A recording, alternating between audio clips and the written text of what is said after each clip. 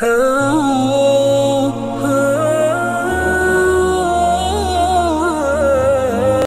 قرآن ہے، یہ قرآن ہے ہماری جان ہے، یہ قرآن ہے ہماری پہچان ہے، یہ قرآن ہے، یہ ہمارا ایمان ہے۔ لیکن چند دن پہلے سویڈن کے اندر یہ اس بدبخت ملک نے ہمارے اس قرآن کو جلایا۔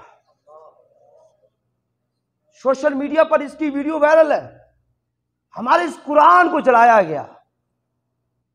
سب سے پہلے تو میں یہ بات کہنا چاہتا ہوں اپنے پاکستان کے اداروں سے، پاکستان کی حکومت سے، خدا کے لیے اپنی یہ سیاسی اختلافات چھوڑو۔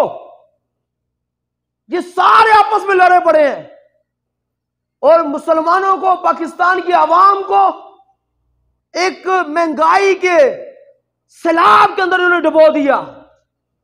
اس سے باہر نکلو اور خدا کے لیے قرآن کے اس مسئلے کے اوپر جو اس سویڈن ملک نے، اس بدبخت قوم نے ہمارے اس قرآن کو جلایا، پاکستان کی حکومت کی طرف سے یہ سارے سیاسی اکٹھے ہو کر اس ملک کو جواب دینا چاہیے، ان کو جواب دیں۔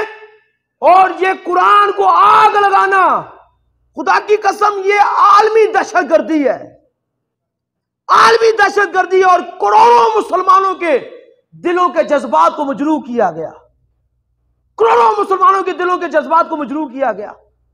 یہ خبیث، یہ گائے کا پیشاب پینے والے یہ لوگ، یہ کیا جانے قرآن کیا ہے؟ یہ ہندو، یہ کافر، یہ عیسائی، یہ یہودی، یہ کیا جانے قرآن کیا ہوتا ہے؟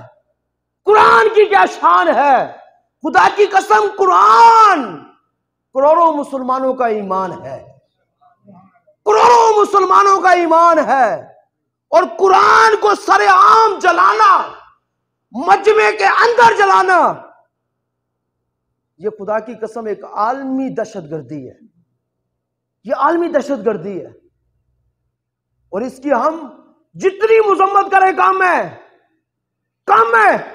اور پاکستان کی حکومت سے ہمارا یہ مطالبہ ہے کہ وہ سویڈن ان کے خلاف ایکشن لے اور عالمی عدالت انصاف سے ملتابہ رکھے کہ خدا کے لیے یہ آئے دن کبھی قرآن کو جلایا جاتا ہے، کبھی میرے آقا صلی اللہ تعالی علیہ وسلم کے خاکے بنائے جاتے ہیں۔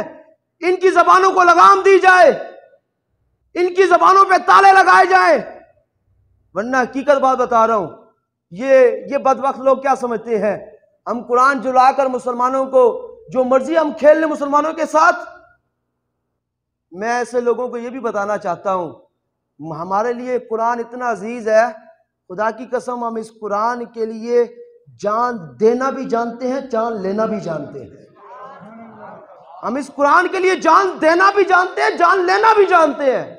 پھر کل کوئی مسلمان ایسے بدبخت شخص کی گردن تن سے جدا کر کے پھینک دے گا اور پھر کہیں گے مسلمان دہشت گرد ہے، اور تم مسلمانوں کے ساتھ کھیلو اور مسلمان کے قرآن سے کھیلو۔